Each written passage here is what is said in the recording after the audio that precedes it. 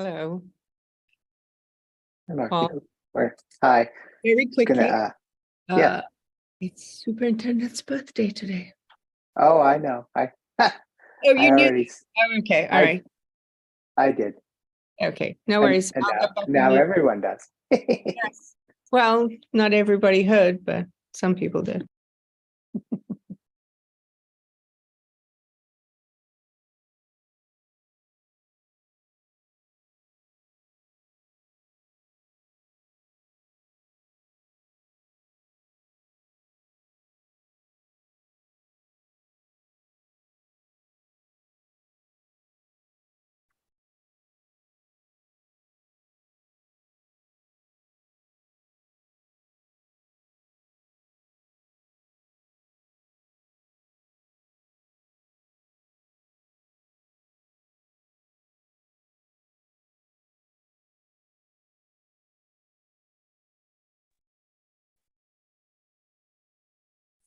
Hi, everyone.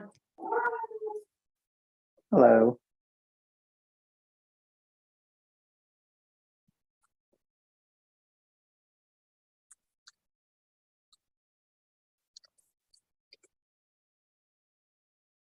Just message Emma Lachlan.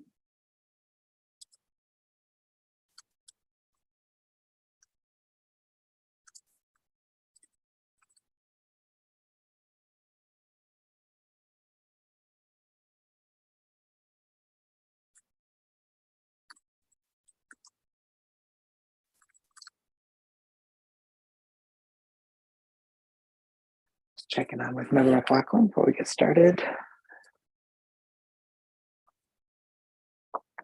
I know she was going to be on the phone, so it's entirely possible she is iPhone. Paul, it's Nicole Branley. That's me. Hi, Nicole. Okay, then you are not. Hiya. No? Hi.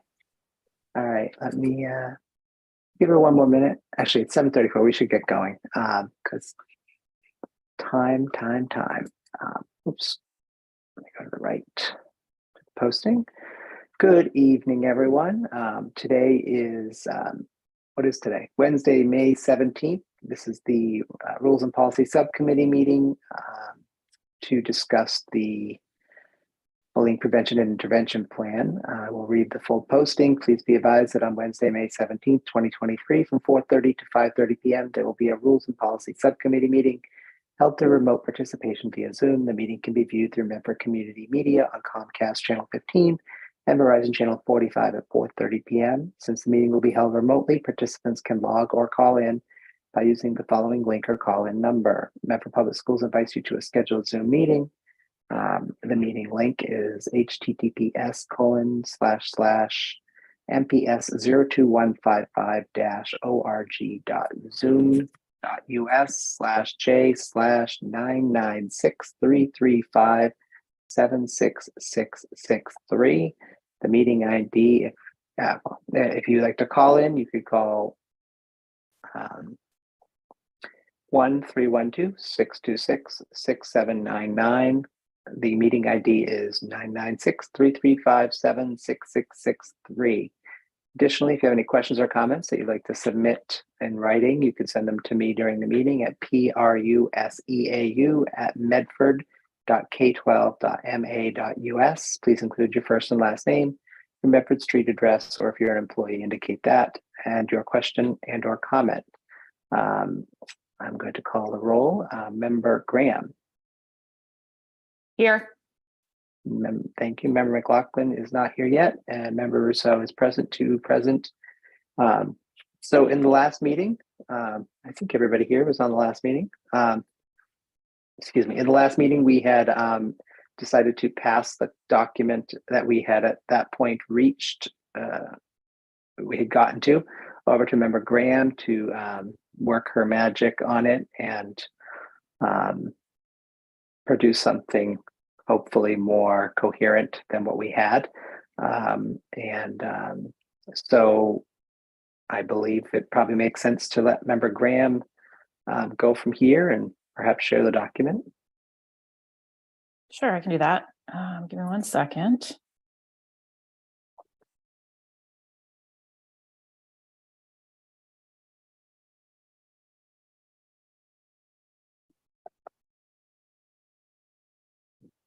Can you see my screen? Yes. Okay, great. Okay, so I thought I would start by describing what I tried to do in terms of like the organization of the document, because we talked a lot about that component. And then I will just take us through section by section and point out some particular places where I think we just need to make sure we're all in agreement with like how the evolution of the document has come along. And there are some particular places where I have questions. I was able to integrate like all the notes from the minutes of things that were supposed to be added, removed, et cetera. I added the links that Member McLaughlin asked about in the last meeting. I integrated comments from our special ed attorneys that Joan provided. That is all in this one document. The one thing that's not in here at the moment is the flow chart that we've been discussing. And I think primarily because Peter did, Dr. Cushing did share with me a flow chart, but I wanted to make sure that we were all in agreement with what this document said, so that then I could go and take the final step of making sure that the flow chart lines up with what this document says before we put it in, because once the flow chart ends up in the document, it gets a little bit harder to manipulate. So that's sort of the starting point of reference. And then we removed, lots of sections that we talked about being removed. And what I tried to do is make this substantially more simple than the prior document was. It's certainly fewer pages, so I think we're headed in the right direction. But I will, unless anyone has any questions about any of that, I will just sort of scroll through and tell you what I've done. Does that work for everybody? Okay. So in this introduction, what this sets up is sort of our definition of bullying, which throughout the policy, there was like a lot of inconsistency of where we said bullying versus bullying or cyberbullying. There were some inconsistent references to what happens when the bullying happens like outside of school, but then impacts what happens inside of school. So the best way that I could come up with to sort of make this not duplicative and confusing was to set the frame at the beginning of the document that for the purposes of this policy, when we say bullying, we mean cyberbullying, and we mean action or activity that happens outside of school to the extent that it creates the same conditions within the school. So just to sort of set that frame up front, and that sort of is what is here in this introduction. And then if you see here, it also says at the bottom of this section, it says, for the purposes of this policy, bullying will be used to broadly include cyberbullying and out of school behavior that leads to a hostile school environment in school throughout. So just to sort of set that frame rather than trying to constantly be like adding all the right words in all the right places throughout the document. The other thing that I included in this introduction, based on some of our conversation, and I would be interested for you all to weigh in on this, I pulled this out of the policy somewhere that talks about what conflict is. And what I have heard repeatedly from parents is, I filed a bullying report and it was determined that it wasn't bullying, but it was conflict. And I think that certainly in the community leads to lots of confusion about like what happens in these instances. And I'll show you a little bit later on sort of how I tried to define that. But in this policy up front, I felt like it was important to outline what conflict was. This is largely the definition that existed in the document. I would be interested if there are changes to this definition that would make sense. So it says conflict is an equal power quarrel or problem between two students. Investigations may reveal that an incident or incidents are conflict rather than bullying. In contrast, bullying is abuse. It occurs when a socially powerful, popular, or feared student mentally or physically abuses a weaker, fearful student for the purpose of making them afraid and hurt. That is pretty straight out of our prior policy. I don't personally love it, but I think it's important that we set the framework that there are lots of interactions, and some of them rise to this like definition of bullying, and some do get ultimately sort of classified as conflict. And like, what does that even mean, conflict, in this situation? So I would be interested if anybody has any reaction to this definition of conflict that we could talk about.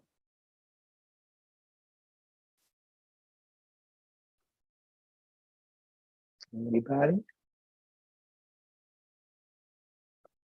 I guess my only comment on it is there's this the definition as written, how it intersects with bullying, the law. You know, the law is, you know, is it three or more or multiple? I'm sorry, I'm forgetting suddenly this part, but three or more incidents. And I guess 3 or 4 or 10 incidents that are equal power quarrels individually may be conflict, but is this implying that those can't be considered bullying? I guess how they relate to bullying is sort of the part that still kind of confuses me. And I don't know what the answer is. And I'm not, do we as a district have a consistent answer that we all agree we do understand? Because I mean, in our real lives, there are people we might have conflict with, and we might have conflict with them. But if it's a professional setting, for instance, we may have conflict with them way more than 3 times regularly. And it's not bullying because that's not what's happening. Just like, you know, we have conflict 1 time, 2 times, 15 times, and it'd be nice if we worked it out so we didn't have conflicts, but that might be just the normal way that relationship works versus bullying. And I just don't understand how they intersect with bullying. And I would love to know more.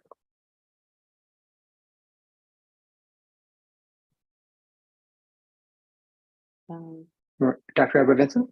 Yes, I just was going to say that with bullying as well, it's you started to answer it.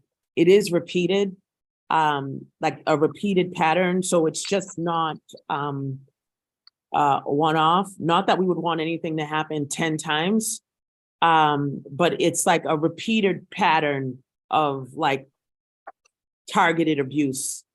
That's one of the, I think the key distinctions is that it is repeated. And I don't know if any of the other administrators or principals on the call or assistant principals want to weigh in on the difference between the two.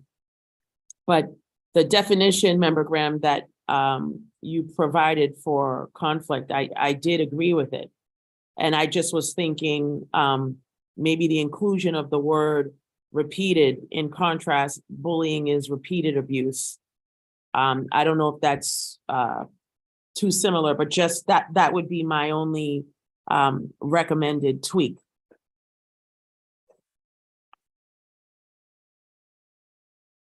I mean, I would agree with the definition. And I think what makes bullying different is really the part of the definition where it says socially, it's really small, socially powerful, popular or feared student, mentally or physically abusive of a weaker student. I think that's what makes it more bullying. Like there's some kind of, power differential that's very clear.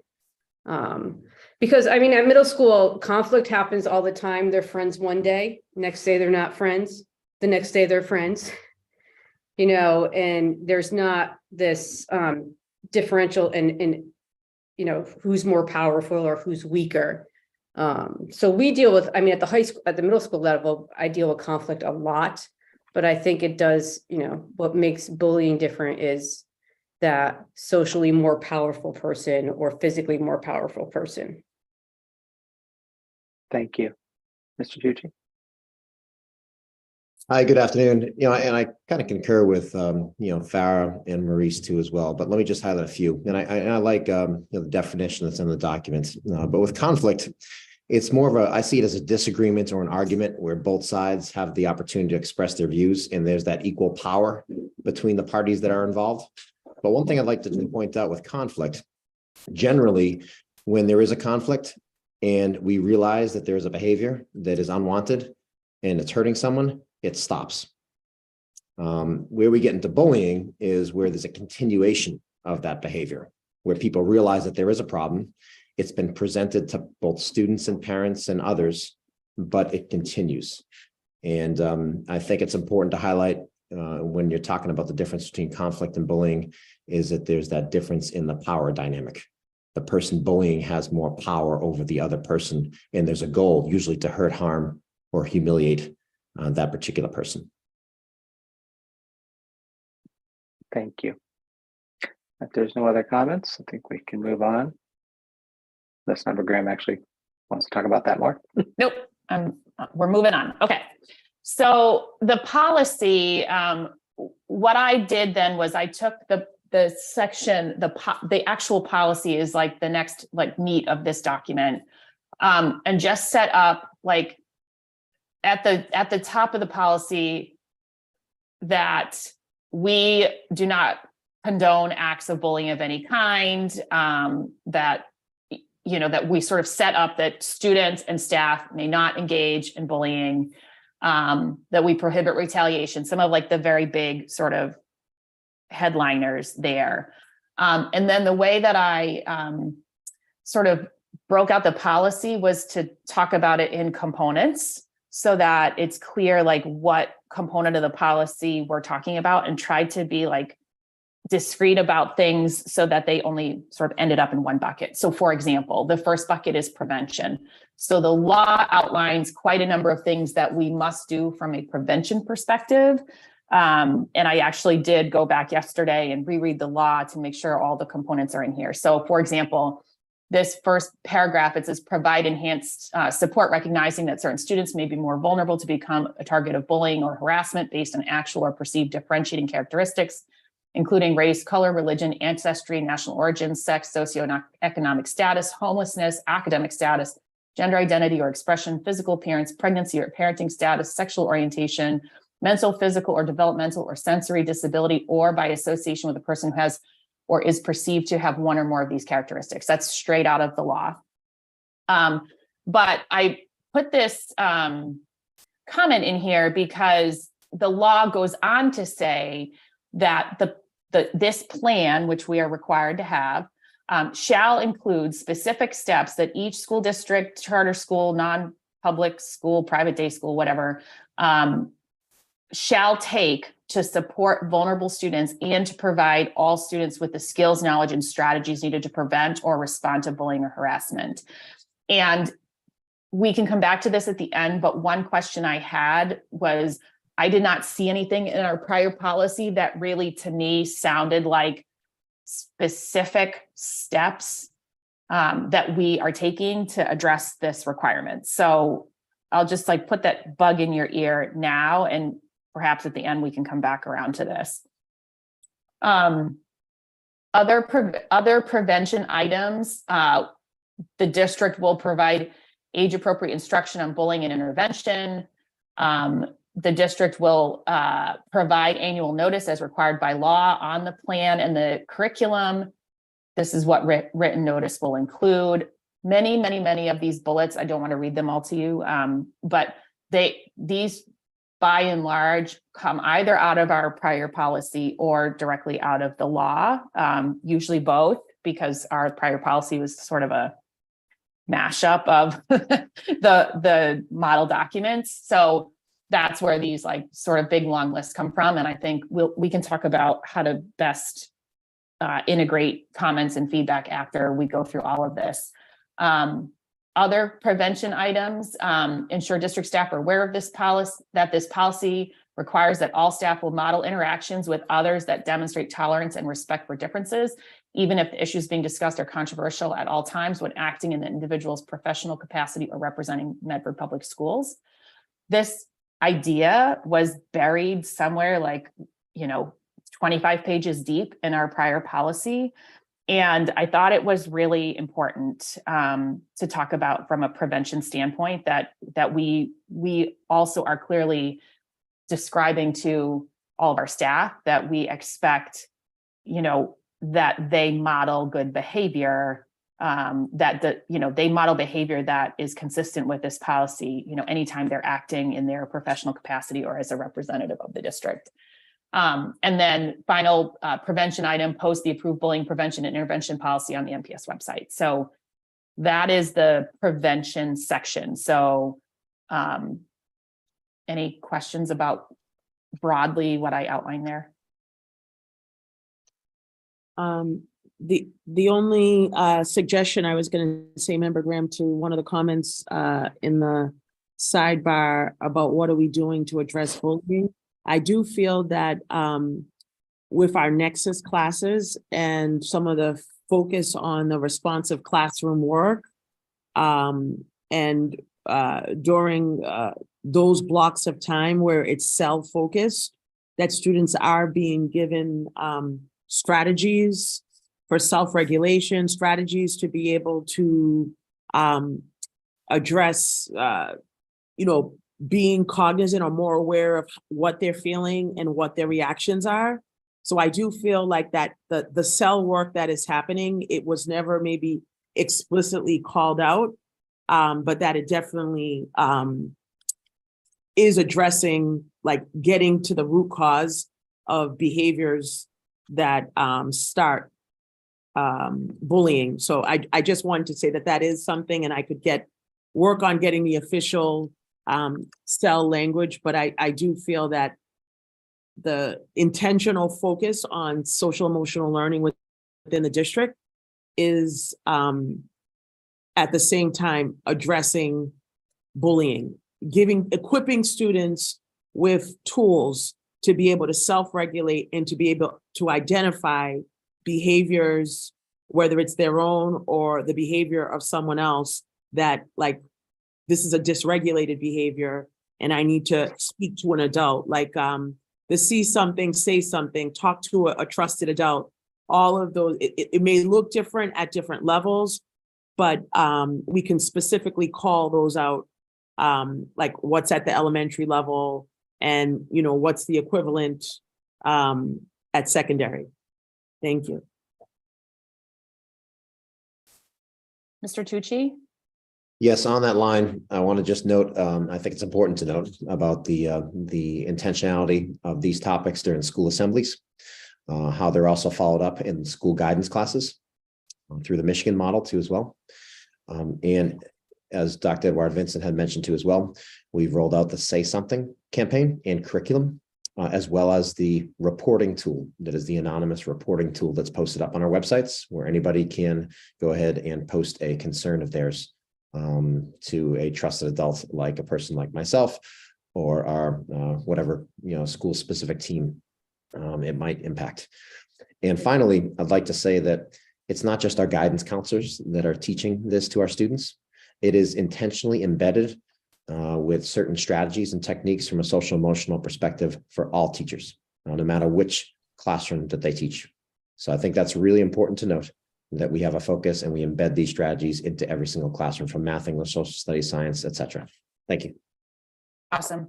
I will integrate those comments. That one of these bullets, this bullet that talks about staff training, it does have a whole list of things in here. And so what I will do is I will work some of these particulars into this component around staff professional development and because it leads with age appropriate instruction and curriculum. So that I will put that all in there and consider that I think sufficient to address this requirement.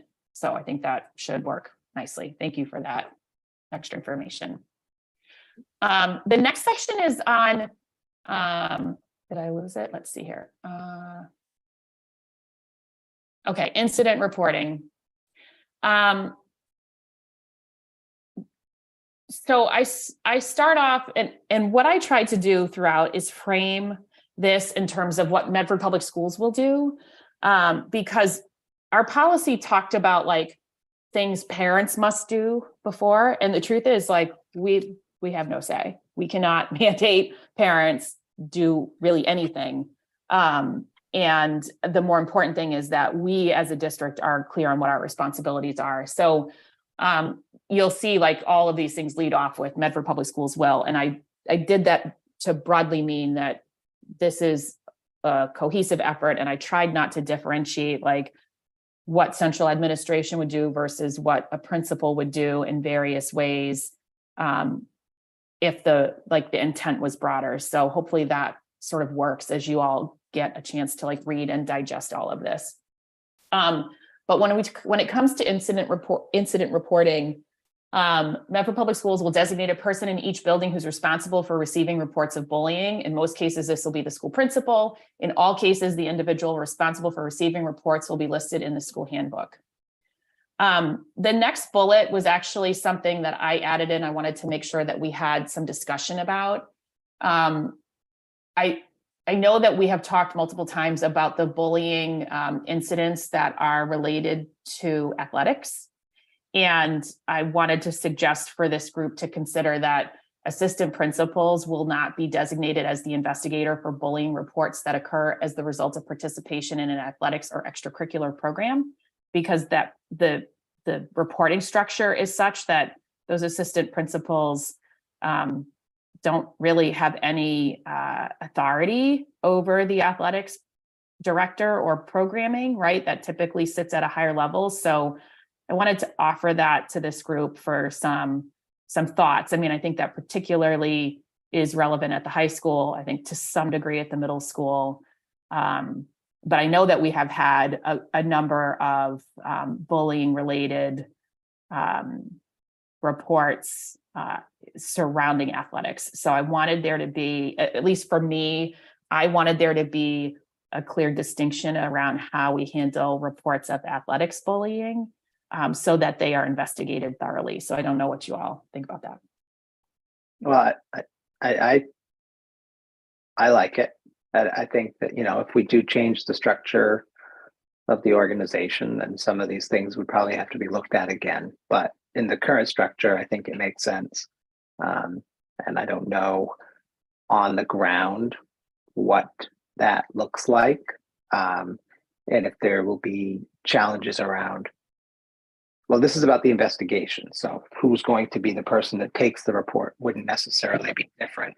But, you know, we wouldn't want to have a middle school person, a student trying to report something and have to go to the high school. That would be terrible. But you do say investigator, so it's not that the person who is going to be responsible for receiving the reports would be any different, right? Correct. Okay. And actually, this might belong somewhere else, but I will make a note of that and we can circle back to that at the end. Okay. Mr. Tucci? Yeah, just feel like I can offer some perspective on that as a former assistant principal at the high school level too as well. Maybe perhaps to consider some sort of language where, you know, maybe an assistant principal and athletic director would operate in tandem during the investigation stages. Part of the reason why I actually like an assistant principal being involved is because they might be considered a trusted adult to be able to be a person to take a report like that. Plus, they have a perspective of how that might, or actions may be taken off the field or on the field in the athletic arena might impact the school environment too as well. And they are kind of the boots on the ground and might be able to set up an action plan so as to, you know, kind of prevent any further type of retaliation or incidents to take place. So maybe just a consideration of having people operate in tandem, because I understand the dynamic that's being pointed out about how assistant principals don't have oversight over athletic coaches. That's more the athletic director in the current structure we have. But I think, you know, operating in tandem in a situation like this may be something worthy of consideration. Thank you. That's really excellent point. Anybody else on this one? I don't know why I'm suddenly deciding to try to drive a little bit when Member Graham is clearly running. That's okay. I would agree with Nick. I think it is important. As a previous athletic director, you definitely want your AP doing the investigations right along with your athletic director. And sometimes athletic directors don't always have the clearance to investigate. So it depends on the district and the role. But I would highly suggest having the AP in tandem with the athletic director on that. And I guess, as I was thinking about this, I think these are all really good points. What I was thinking about was that these situations might rise to the level of being appropriate to say the principal will be the investigator, rather than so that's sort of where my head was at, was like, is this assistant principal work or is it principal work? So I don't know if you guys have thoughts about that. I think it depends on how big it is. I mean, you might have to interview 20 kids. In that case, I mean, you're going to have a team and your principal will probably be part of that team. So, yeah. And my thought would be, having the language of principal or designee, maybe be fitting for the language we're looking for.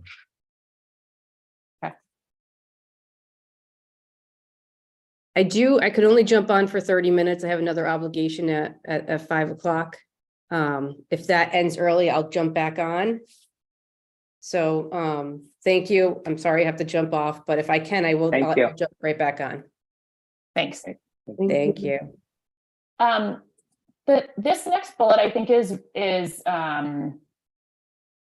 really, these next two bullets are really important. So one of the things that I think we've danced around a little bit as we have talked about this policy is I'll say confusion on the part of parents about, like, what do they have to do to start a bullying investigation? And I think we've heard from lots of parents who say, like, I've been reporting these things and then suddenly I get a form and this has been going on for months, right? And so why did I never get this form before now? And to me, as I thought about that, what I think is happening is there's not clarity around, like, what constitutes a bullying report. Is it a form? Is it some amount of information? Like, what is it that officially starts the clock? And I wanted this policy to be really, really clear about what starts that process.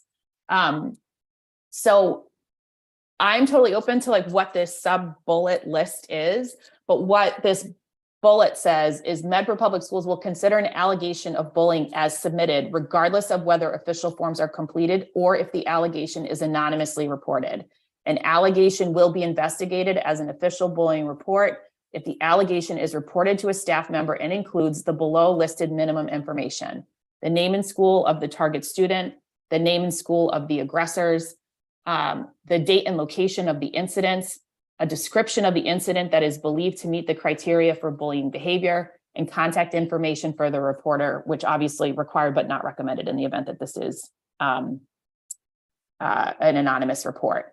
And then second bullet, Medford Public Schools will complete required bullying forms and collect missing information and signatures when a report of bullying was made that did not use approved forms. So what the spirit of what I tried to lay out here, based on all the conversations we've had, is that a report is, like, in the queue when it meets a certain amount of criteria, and that we can and should encourage parents to use the form, because I think it provides guidance to, like, that sort of completeness.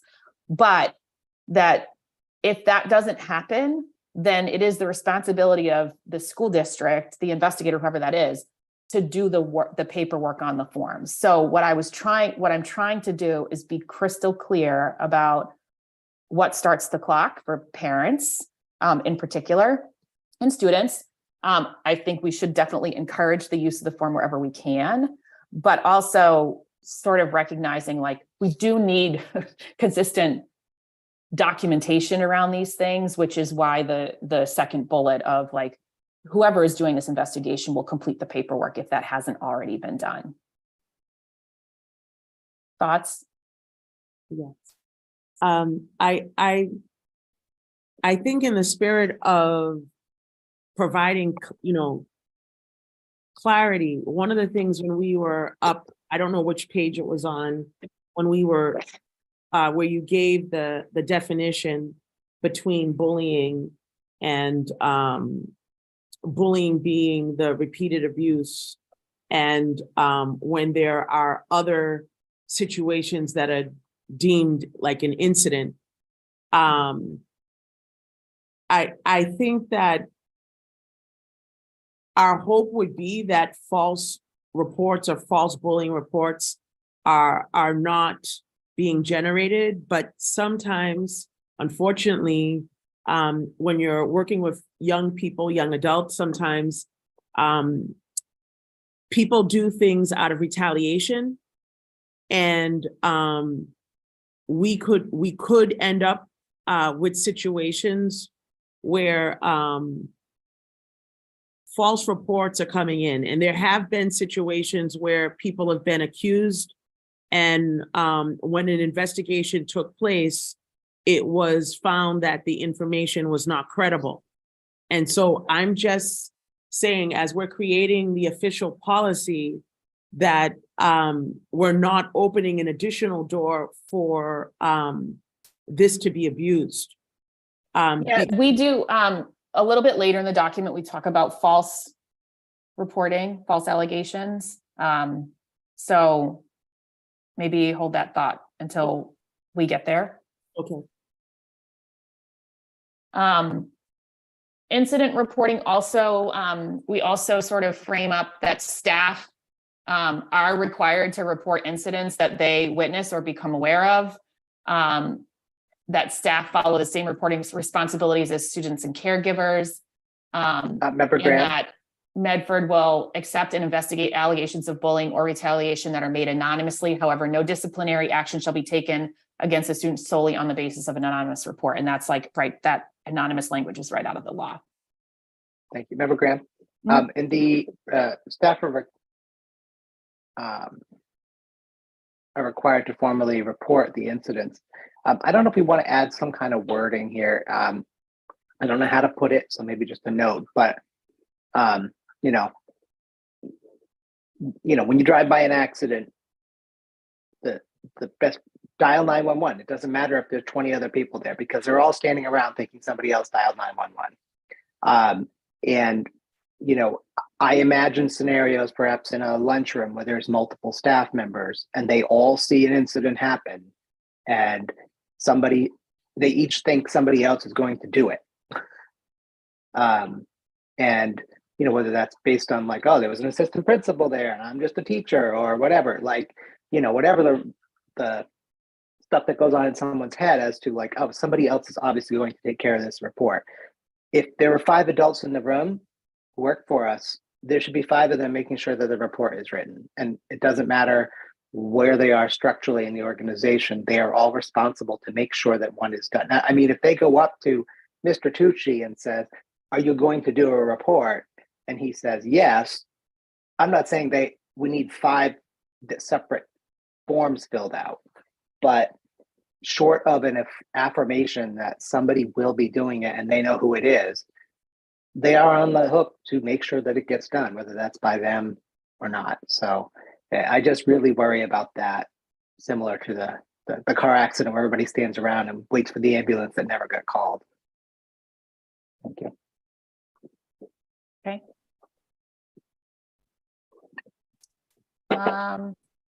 Okay, let's move on to investigation. Medford Public Schools will promptly investigate all reports of bullying. Impacted parties and caregivers will be notified within 2 business days of receipt of such a report. We have talked about timeframes. I think this is what we have talked about, but open to some discussion there. Remain impartial through the course of any investigation. In the event of a conflict of interest, the investigator must disclose the conflict to their immediate supervisor within 24 hours of the receipt of the bullying report. Conflict of interest may include family relationships and or supervisor-supervisee relationships, among other possible conflicts. Take immediate and necessary action to ensure student safety while any investigation proceeds, and will take care to reassure those who report incidents that their involvement will remain confidential wherever possible. Document interviews conducted with all relevant parties. All notes shall become part of the record of the incident. Maintain a central student information system to store incident investigation forms, determinations, and disciplinary action, remediation, target safety actions taken alphabetically by aggressor for their graduation date. That came out of the last policy. And then discipline information. This also came out of the last policy, whether written or electronic, is part of the temporary record and will be kept for 6 years after the graduation of involved students. Temporary records must be destroyed no later than 7 years after graduation of involved students. That came straight out of the prior policy from a record retention perspective.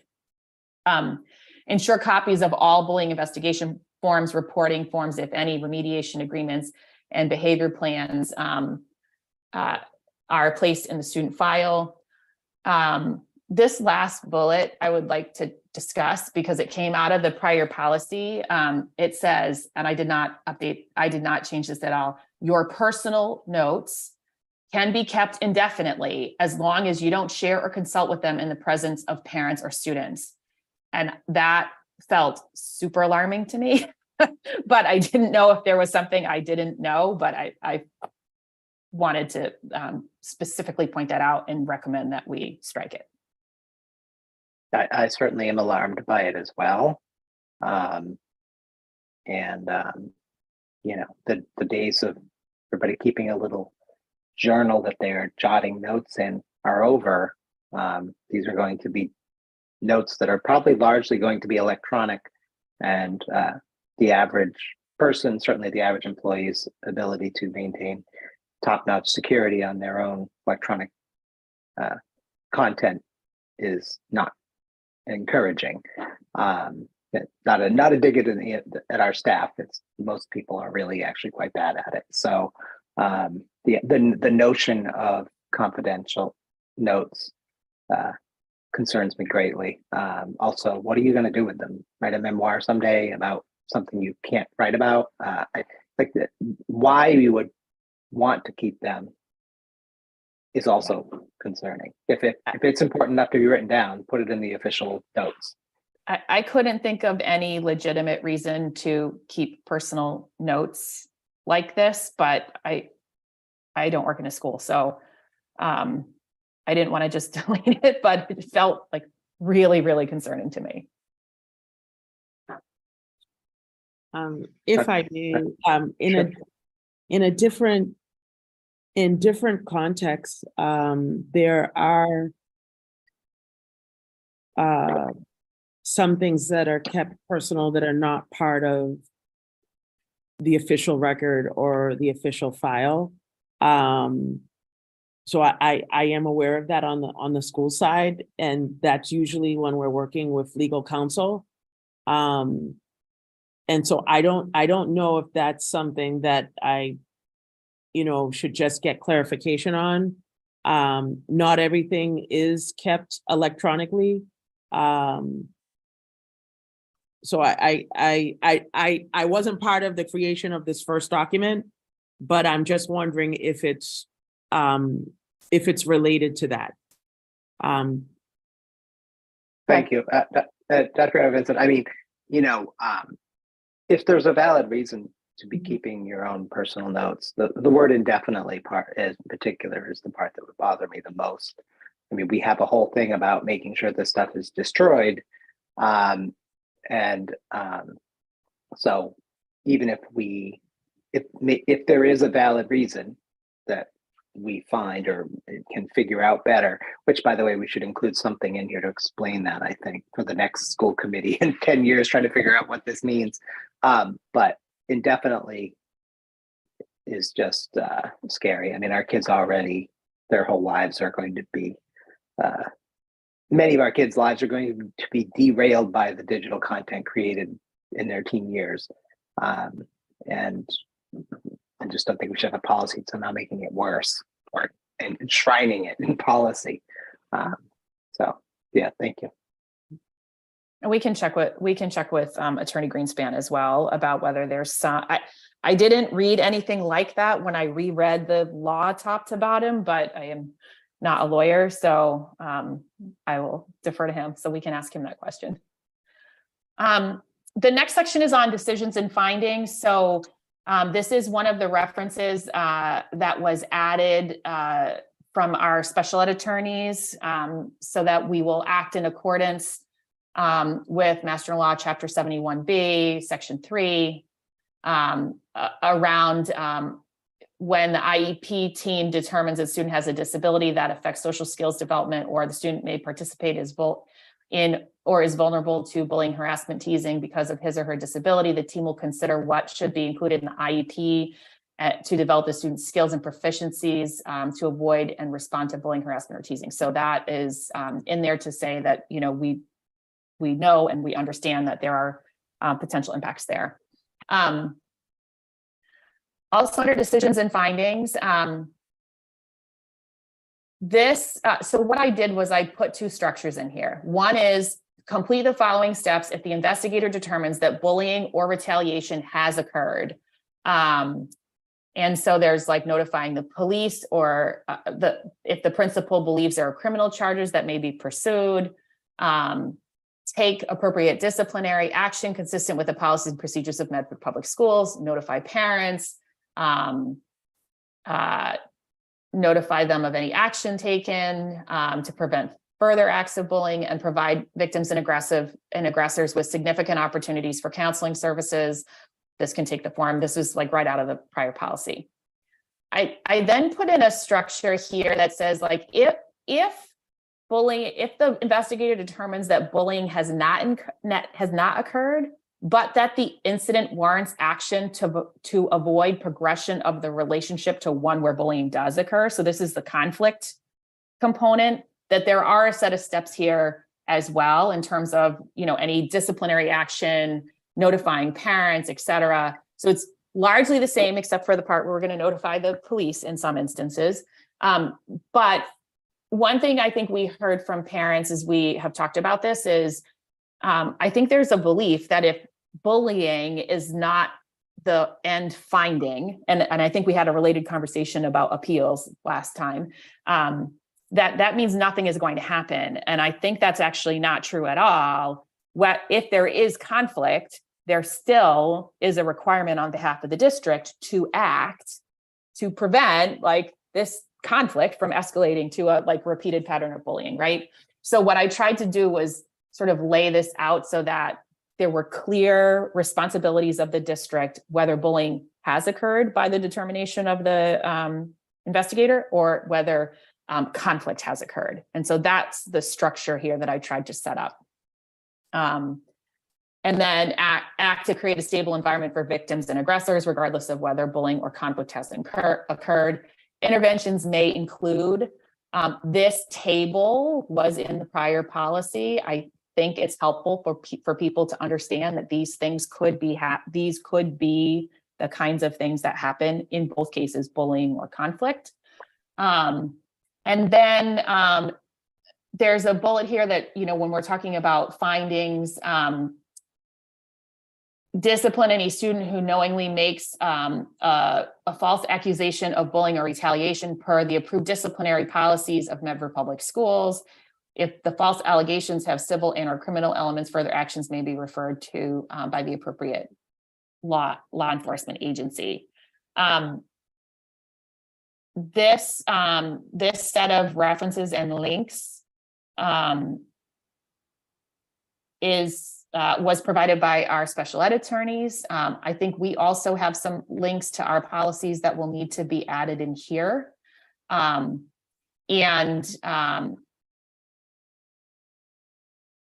We probably need to just reframe this a little bit. So this is not just simply about false accusations, although that's important. But also that discipline could be the consequence of an investigation, right? So, so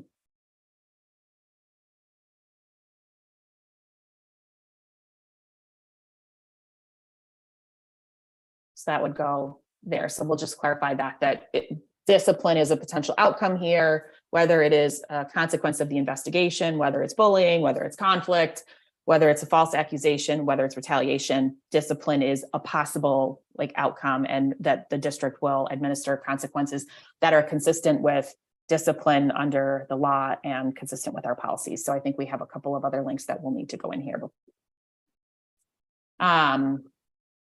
And the only other thing that we talked a little bit about, you know, false reporting.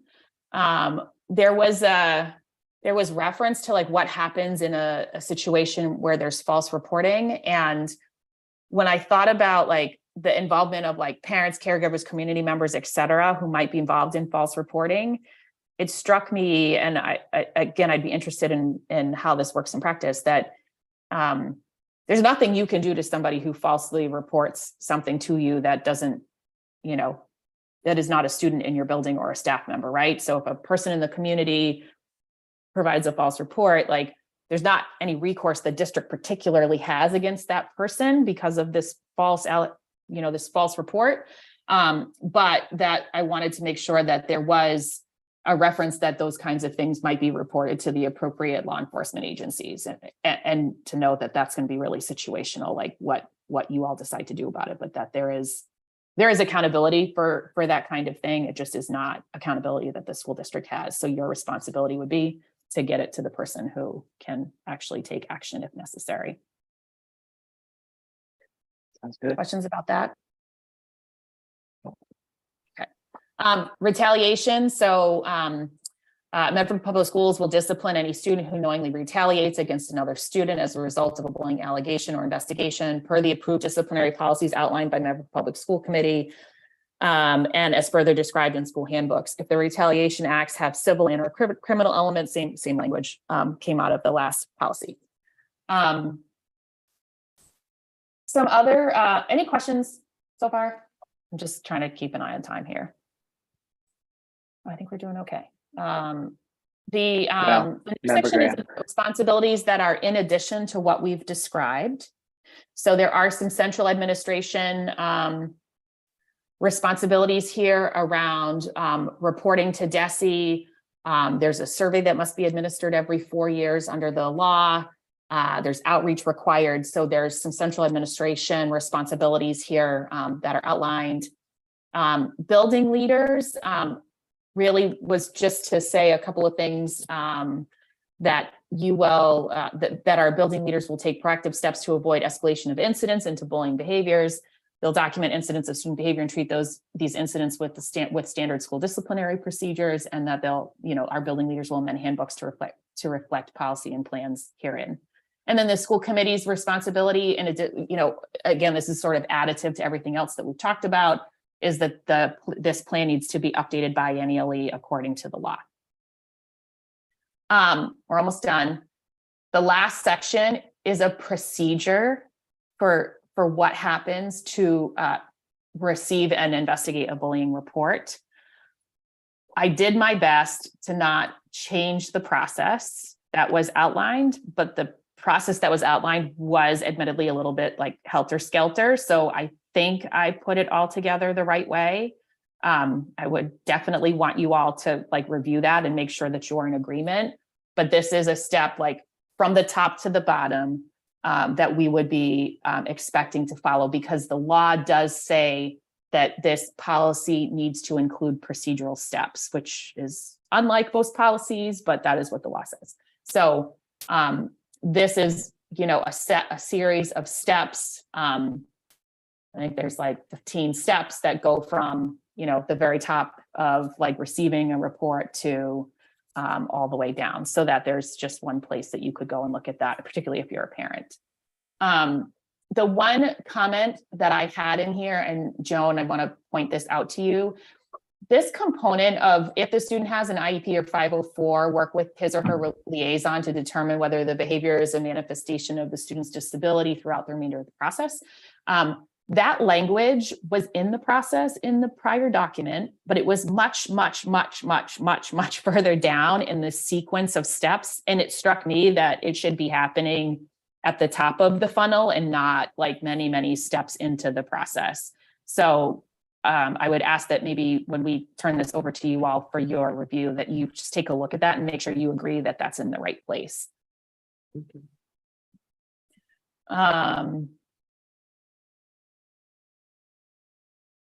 And then last couple sections here, support for families. These are some of the links that Member McLaughlin talked about in terms of additional information from DESE and regarding discipline for students with disabilities and this problem resolution system, that's all here.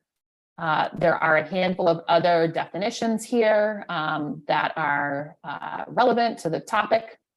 And Member then Graham? the final thing that I wanted to talk a little bit about with all of you is I was sort of the opinion, all of these forms are important, but sort of seem like they didn't really belong in the bed of this document, but instead they belonged as their own discrete documents, so that a reporting form can be made available on the website, and we could put it in the document as an option for people to report.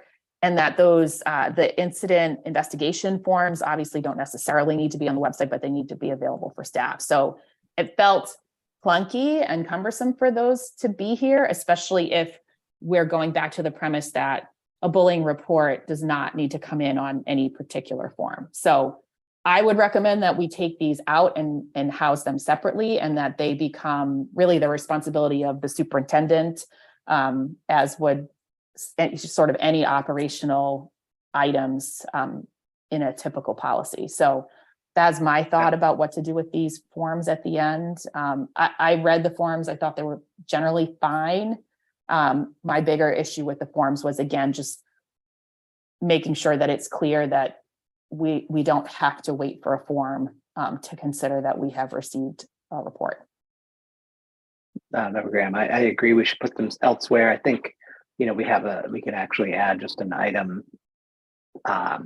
near the end of the document with a, you know, sort of an appendix of forms, and just literally describe the form in a sentence with a link to wherever it would be on the website. Because I think that even actually the investigation forms, I think actually should be available to the public, because a parent might want to know, so what is it that's going to happen? And while reading this will tell you that, seeing the forms can actually be kind of helpful to really grasp that. And then up in the definitions, I just saw that I had created a document that I shared with you with definitions. I wanted to note that we have aggressor and perpetrator. We, I think, had agreed that we liked aggressor, but perpetrator is the language in several sections of the law.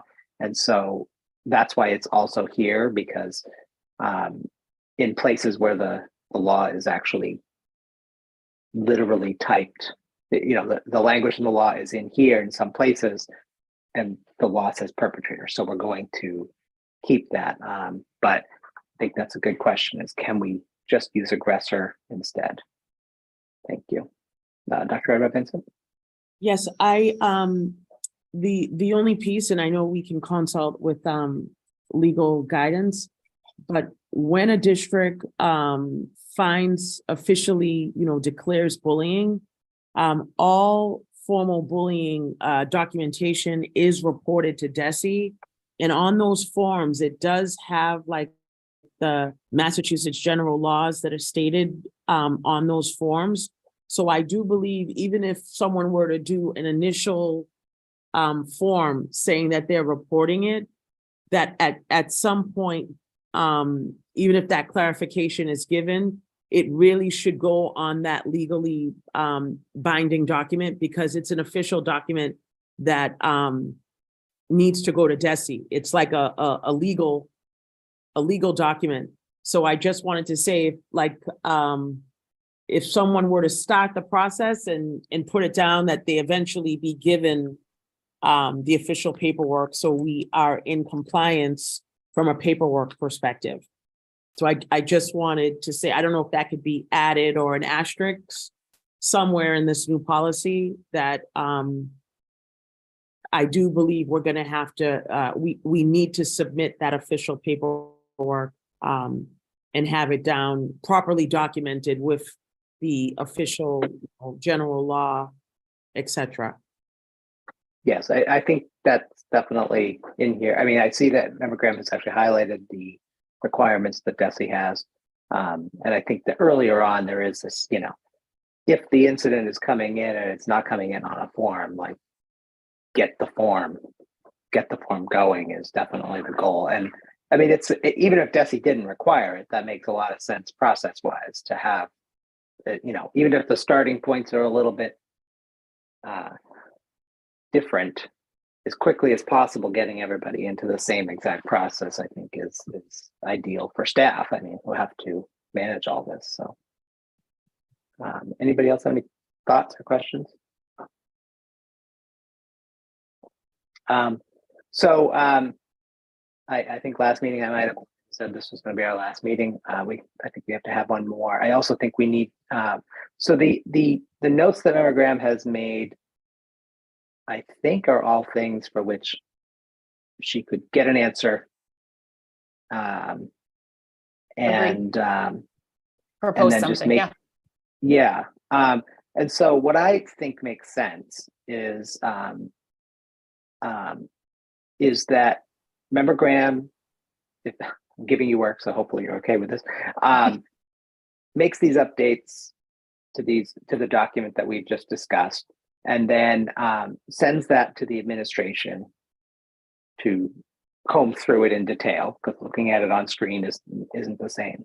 And then if you could send me your thoughts in an email, this is okay, like this changed here or there, and I will review your thoughts. And then if I think your thoughts are tweaks and tiny and can be changed on the floor, then we just go to the school committee meeting and we make those changes there. If I think that your comments, questions, changes are things that require the kind of dialogue that happens in subcommittee, I will instead just have another subcommittee meeting. And I just want to make sure that we don't default to let's just have another subcommittee meeting, because if you read it and you're like, there's 2 or 3 words that are spelling errors or something like that, having a meeting for that doesn't make a lot of sense to me. But I also want to give the opportunity for you to go and read it and be like, this isn't going to work for us.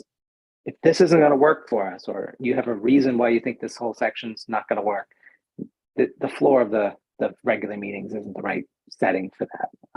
So does that sound okay, Dr. Ever Vincent, to you? Yes, that's amenable. Yes, it sounds okay. Great. Sorry, Member Graham? I also just wanted to say that the document prior was 34, 35 pages. And I just wanted to point out, because I love when we can accomplish this, like we'll be like clear, concise, said and done in 13 pages instead of 34. That's a big huge. deal. Yeah. From a readability perspective, from a translation perspective, all of those things. I think this gets better when when it is much more simple. Thank you, Member Graham. I really breaking appreciate down. all your work. Yeah. I was hoping to be under 10, but we didn't make it. I mean, and trying to make that, shrinking that down in the meetings was not working. It was just too much. I think let me literally write the motion down so that I can send it to Marky. So the motion I'm going to make is that Member Graham will make updates based on feedback from the May 17 subcommittee meeting, and then send the document to the superintendent for review. The superintendent will provide her feedback to the chair of the subcommittee. Given our quickly ending school year, do you think a week is sufficient time, Dr. Edmondson, just to give me your feedback? By next Wednesday? How about next Friday? Yeah, next Friday. I was going to ask for just the additional 2 days. Okay, sure. By May 26th. Yes. Thank you.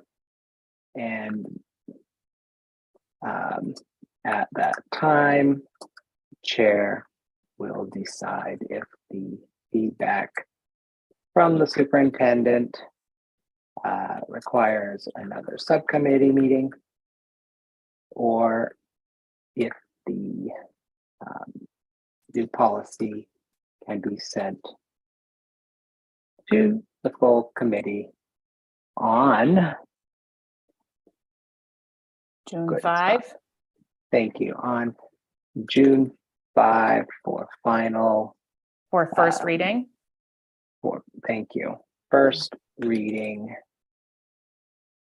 I'm actually going to say for minor changes and then first reading, because there's little, I mean, we will not have seen the final actual document here. So minor changes and then first reading of the new policy. So I'm going to read that one more time so that everybody knows what we're voting on, even though it's just two of us. And Member McLaughlin does send her regrets that she was not able to be here today. She was dealing with a child. She was being a parent, which interferes sometimes with our other responsibilities, as we all know.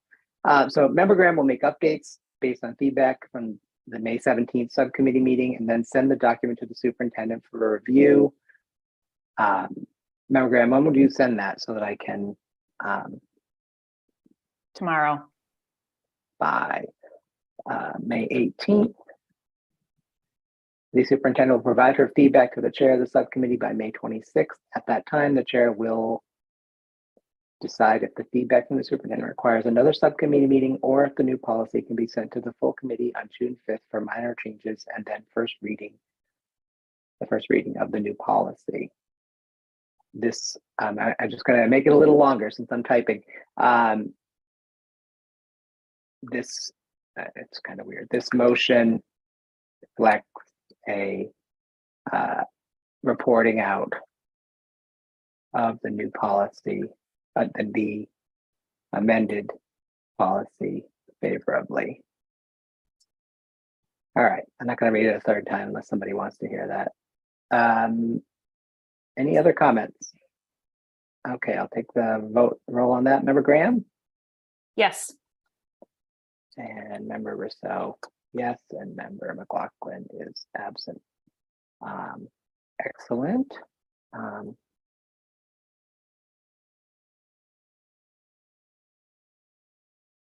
All right, thank you, everyone. I think we got a lot done here. I really appreciate, Member Graham, your hard work on this, and all of you all. I mean, this was meeting 4 or 5, I forget, but a lot of meetings, and for good stuff. So, is there a motion to adjourn? Motion to adjourn. And I'll second that. Member Graham? Yes. Member Rousseau, yes. 2 in the affirmative. This meeting is adjourned. Have a great night, everyone. Thank you. Thanks, everyone. Good night, everyone.